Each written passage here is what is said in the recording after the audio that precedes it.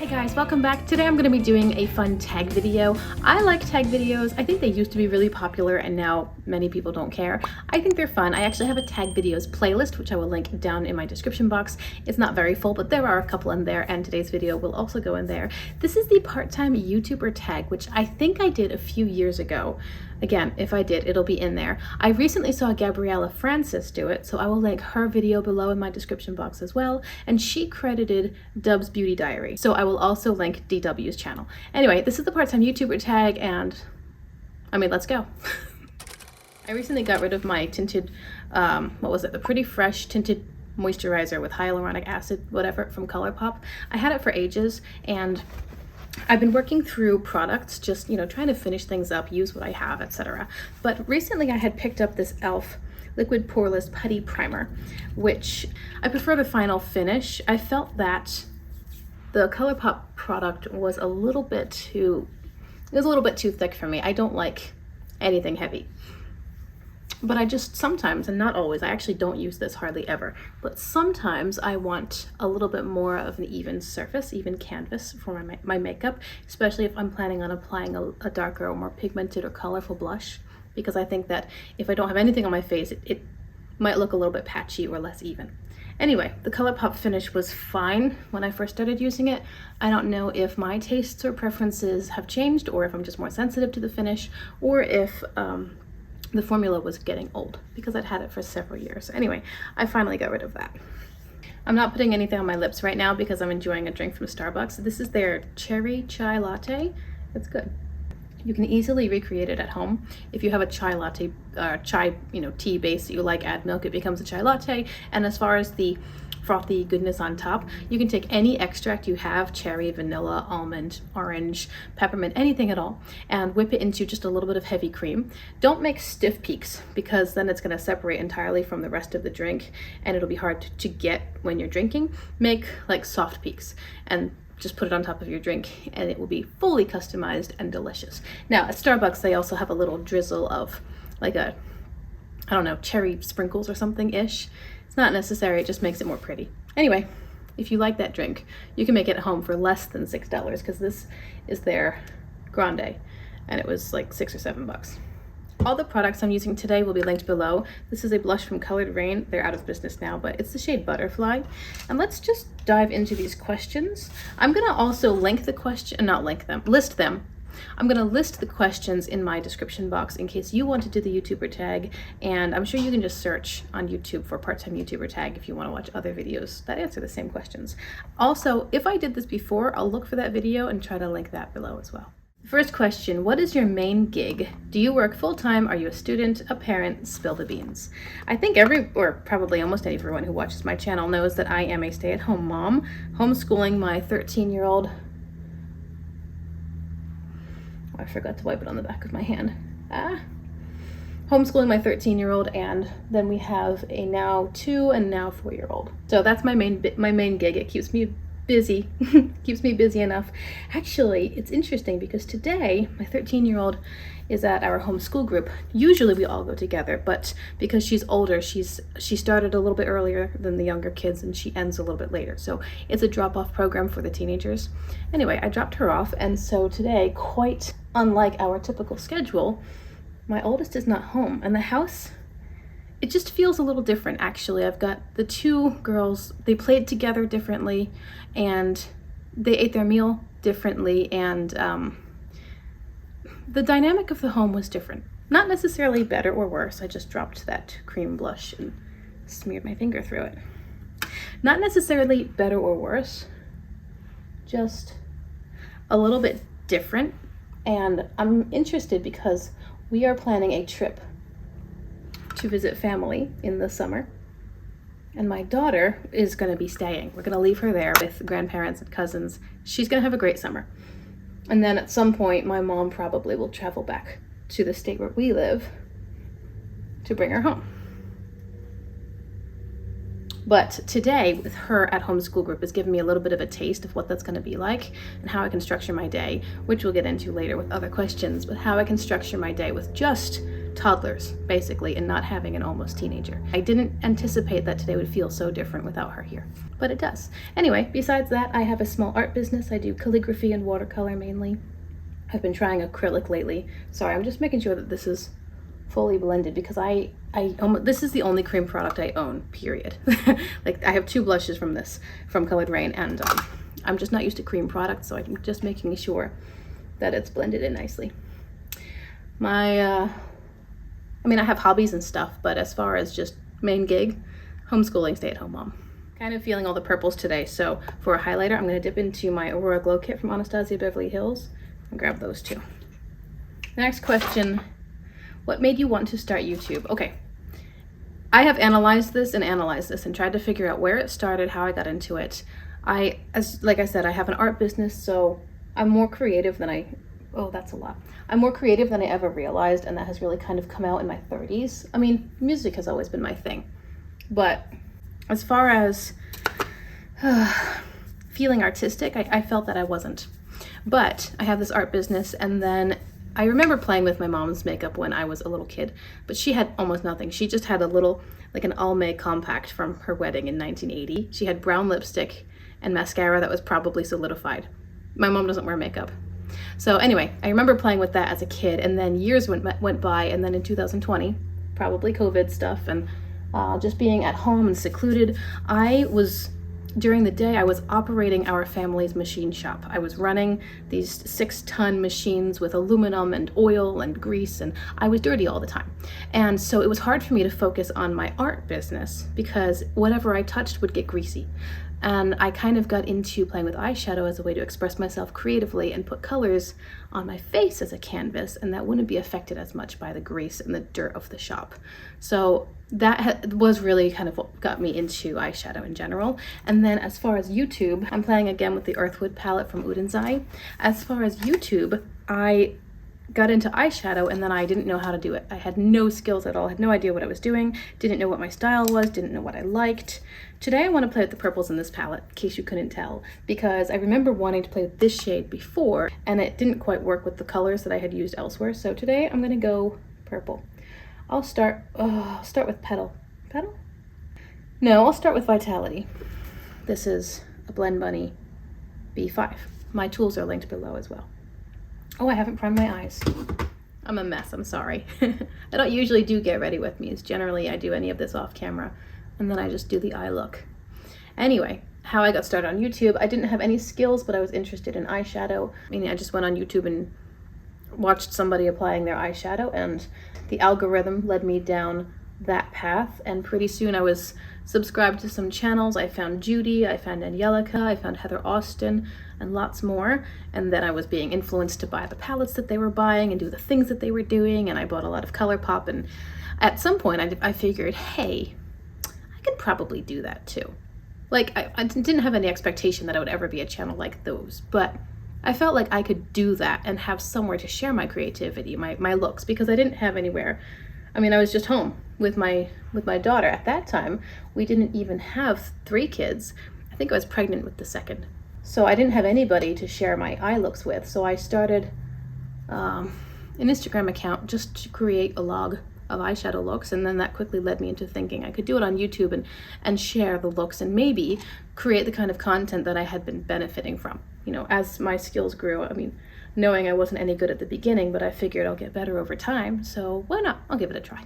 I do have a palette pull-in today. It's the Margarita palette from Glamlight, and this is the next shade. I may use it, like a lime green shimmer. It may or may not, not sure. But let's go back into my original plan, now that my eyes are primed and ready, and start with the shade Vitality within Earthwood. I also have an Udenzai playlist, which I'll link below. The next question, what is your channel about? Do you stick to one niche or do you cover a few? It's eyeshadow. I mean, that's the thing. It's eyeshadow. Once in a while, I'll do a video about something that's kind of cosmetic related. Like I think I did a lip oil or a lip product video. I can't even think of any other examples. It's eyeshadow. It's all about eyeshadow palettes and eyeshadow looks, tutorials. This is such a gorgeous color. Eyeshadow theme in general, so rankings and collection tours and declutters and anything. It's all eyeshadow. I like colorful eyeshadow. I've recently begun to appreciate neutrals, but I have a deeper love for colorful eyeshadow, and almost my entire collection is indie brands. I am not, however, a review channel. Not really. I almost never have any of the new releases. I buy almost everything secondhand. I have a big focus on using what I've got rather than acquiring all the new things. And the one thing I've really tried to focus on in the last 2 years or so, I think, is yes, I'm applying eyeshadow. Yes, I'm playing with these palettes and doing something fun up here. But as far as what I'm saying, I want my content to be uplifting and encouraging. I want it to be thought-provoking. I'm not claiming to be like some really deep thinker, but I muse a lot on what I'm thinking or experiencing in my life, or something I saw that made me especially thoughtful, or I don't know, I just talk about things, you know. It could be rearing children, it could be homeschooling, it could be recipes I found, it could be something that caught my ear and made me really think, and I wanted to share it with whoever watches. I want my content to be substantive. I guess that would be the best way to put it. I want to create substantive content as far as what I'm speaking of, while also playing with eyeshadow. Did you always know YouTube would be a side gig, or do you ever want to be a full-time YouTuber? I have no expectation of being a full-time YouTuber, in the same way I have no expectation of being a big YouTuber. Like, I don't think that I would ever be an Angelica or Heather Austin. I mean, I suppose it could happen. I feel like, at least the YouTubers that I see that have bigger channels and followings, they tend to be more the review channels, you know, new content, the videos out right away, they've got swatches, they've got 2 looks, and like that's the content that still gets the most views. And even, I'm going into the dark purple petal? Yeah. Even when I watch their videos that are not that style or format, they say, everyone talks about how they want other videos or other focuses, you know, using older stuff, but the views do not reflect what people are saying. The most viewed videos still seem to be the newest introduction, palette launch, first impressions kind of thing. So since that's not my wheelhouse, I mean, it's not that I dislike doing those things, but I have a few thoughts on that. I don't want the pressure on my time, because I have small children. If I get a new release in my hands, I feel pressure to create content with it immediately. And that might not be a realistic thing to happen in my life, where my kids need me and there's housework to do and my husband needs clothes for work. It might not happen, and then I feel stressed, and I don't want the stress. Like, this is a hobby, this is a thing of joy. I would like to not be stressed by it. Furthermore, I don't have the budget to buy all the new things. In fact, I haven't actually used personal money to buy eyeshadow in a while. What I do is I buy secondhand. So I sell palettes in order to build my MERCARI balance or Poshmark balance, and then I use that balance to get something else. It works, it's fine, and actually I have had a lot of subscribers send me a lot of beautiful things, for which I'm so grateful. And that has given me the opportunity to try many things I never would have been able to try. Either because of quantity, like I couldn't have tried 20 palettes this year. I could have tried the 2 that I bought. But I received like 20, I'm not even kidding. Or because I could never have tried X brand due to the price point or the unavailability in my area or whatever. I'm not the channel that's doing all the newest content, and that's okay. My subscribers generally have older palettes and they want to use what they've got. So it's like you attract what you're creating, I guess. I don't think I'll ever be a full-time YouTuber, but it would be fine if I could do it within my own preferences, like film when I need to, when I want to, film valuable content, not just content to get it out there, not impinge upon my other more important duties and responsibilities, and also not be a stressor for me. I mean, I think we're more talking specifically full-time YouTuber versus simply being monetized, and I'm not sure where that line is, as you know, what makes you a full-time YouTuber? I mean, I'm filming like 3 to 4 videos a week, and I tend to upload 3 to 4 videos a week as well. I mean, sometimes it's a little slower and I can get ahead of myself. Right now I'm pre-filming because we're going on vacation, like I said, but it's a lot of work. So maybe I'm doing the work of a full-time YouTuber, I'm just not being compensated for it. Question number 5, what is your schedule like? When do you film? When do you edit? Pretty consistently I film during nap time. My baby, she's 2. She's currently napping. I'm gonna take this purple shimmer called Blossom. It looks like this. It's so pretty. I think I want to do a pop of color, but I'm not sure. And you know, now that I see in this palette, there's this lime green shimmer. That's basically the same color as my palette pull-in, so maybe I'll include that somewhere. In which case, oh, this is so nice and smoky though. Maybe I'll just do a little pop at the inner corner, a pop of green, just a bit, because I kind of want purple to be the main thing happening here. And since this is a get ready with me, I probably should have done the other side as well, but whatever. Okay, I film while my children nap. Currently the 2-year-old is sleeping and the 4-year-old is having quiet time in her room, which is a new thing for us. The 4-year-old has had, I'm going into this light green heel. She has mainly had quiet time in my bedroom because she's too disruptive and loud in her own room, and that keeps the 2-year-old from sleeping. Problematic, because the 2-year-old really needs to nap. But the 4-year-old is a little tornado. She loves to destroy. She loves to break stuff, and so it got to the point where I can't trust her in my room because she'll get, like, my art area is in my room. The other day she opened up loose pigments and dumped them on the floor.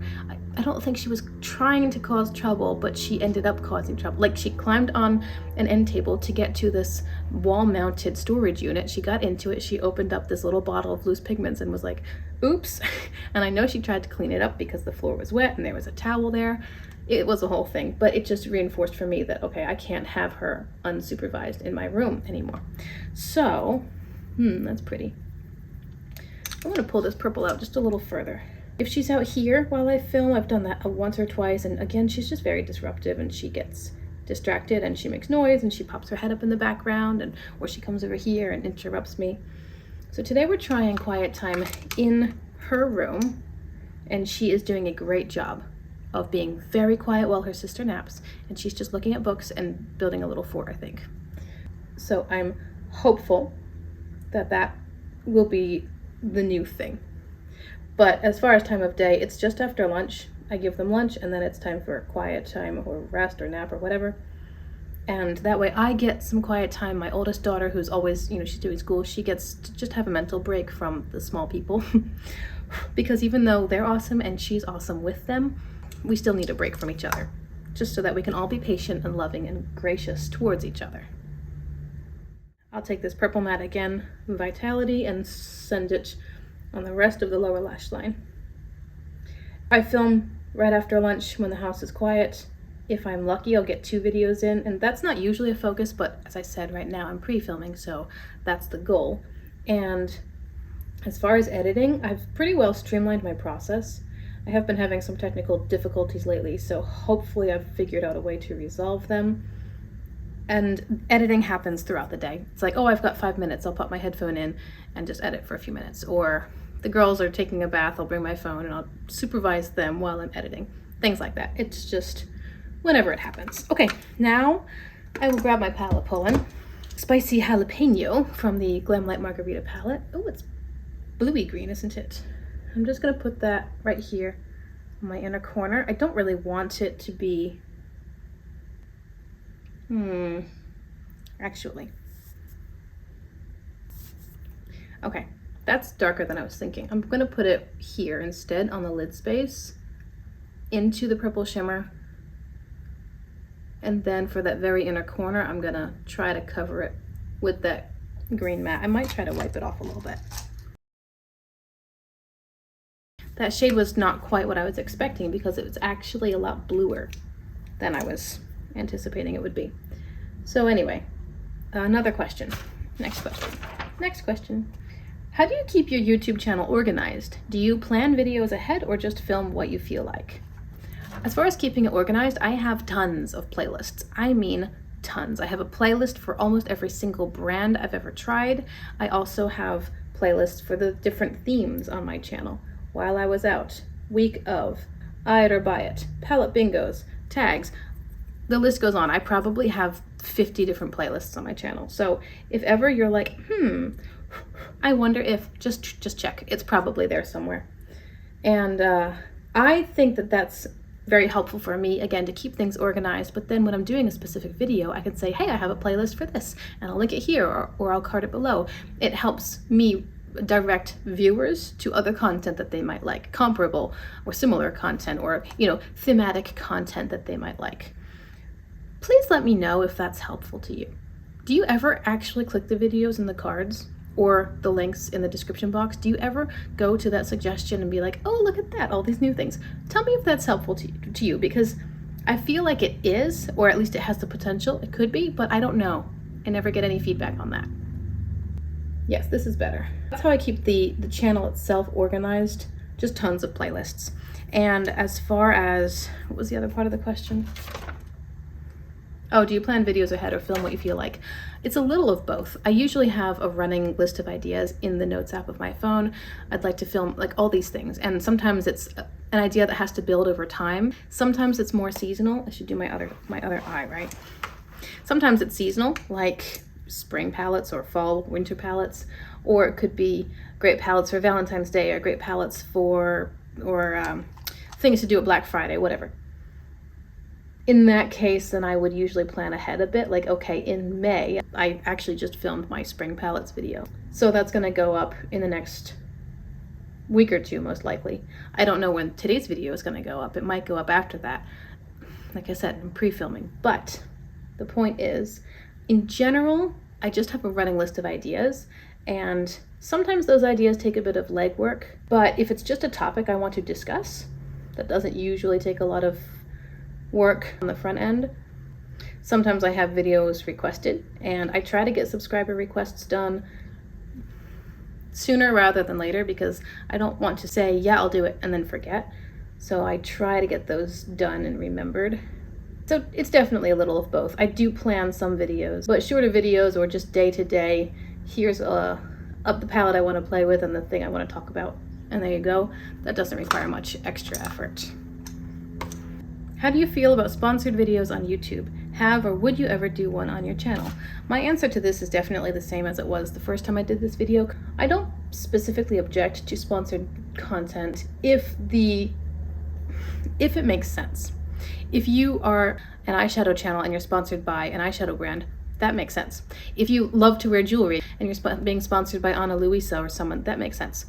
I don't like the content the sponsored content when it just seems like it's only an advertisement. Like when somebody's sponsored by that Royal Match app, and I'm sitting here thinking, okay, I already have to skip through ads on your video. Why are you giving me another ad? Like, I do not care about Royal Match. Never in your entire YouTube history have you mentioned that you like the game Royal Match, and all of a sudden you're doing a sponsored ad for it and it's your favorite game ever. Like, you've never ever mentioned it.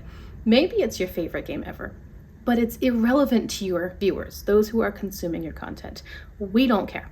So that's the sort of video sponsored content that bothers me, when it feels so unrelated to not only the viewers, but also the content creator themselves. So if it makes sense for the person creating it, doesn't bother me so much. I usually just fast forward. But if it's something that seems random, that is more annoying, in my opinion. As far as me doing it, it would probably be the same thing. If I started wearing contact lenses all the time and a contact lens brand wanted me to do sponsored content for them, if I used and liked their product, I would consider it. But it has to make sense. It has to make sense for me, and it has to make sense for those who are watching me. The last question, we're just chugging right along here. What do you think is the biggest challenge of doing YouTube part-time? For myself, I would say time management.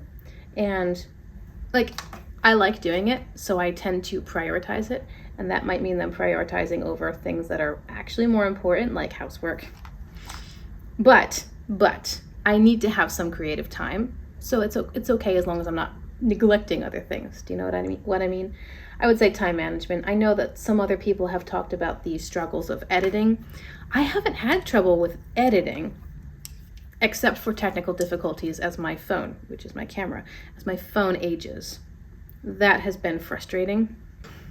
I guess that's the thing that I would say, even maybe more than time management, is the equipment maybe. Like, I wish I had a real camera. I wish I had a couple of maybe dedicated filming space, or at least a ring light, which currently I don't even have a ring light because my toddler broke it.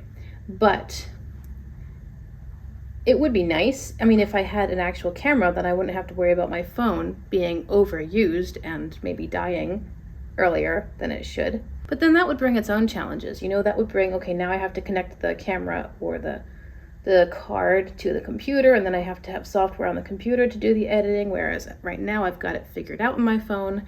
But it's not ideal. If my phone dies, then I have a problem and I just can't film at all. I mean, if my phone dies, I'm out. That's it, till I get a replacement. So for me, that's the point of frustration. But as far as the biggest challenge, I would say it's just time management.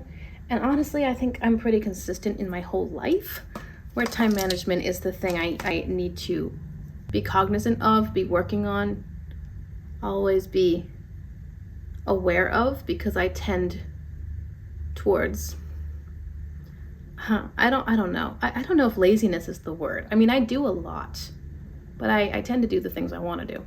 And I'm not so good at doing the things that I should do if they don't interest me. I'm getting better. I'm a work in progress.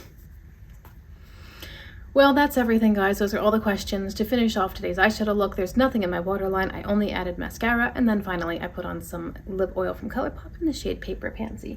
Those are all the questions. Remember that they are listed below in the description box, along with several other things. If you're curious, check it out also for whatever I've mentioned in this video that I said I would link down there or card above. Thank you so much for being here today. I hope you have enjoyed the video. I would love to hear your thoughts about the eye look, about the palette. This is now my third or fourth time using the Earthwood palette, and overall, way happier with it than with my last, the Mighty Monster from the same collection. I don't know why the discrepancy in quality, but I'm just happier with this one. Anyway, if you have enjoyed this video, I hope you'll consider liking and subscribing before you go, and be sure also to check out the linked channels, Gabriella Francis. I'll link her actual video, and then I'll go over and direct you to Dub's Beauty Diary. I don't know if she's the originator of the tag. I kind of think not, but I really don't recall. I think she's just where Gabriella Francis saw the video. Again, I don't know, it's a few years old, so have fun playing around, exploring, looking at things. I'd love to chat with you in my next video, and I appreciate you so much for being here. Have a good day. Bye.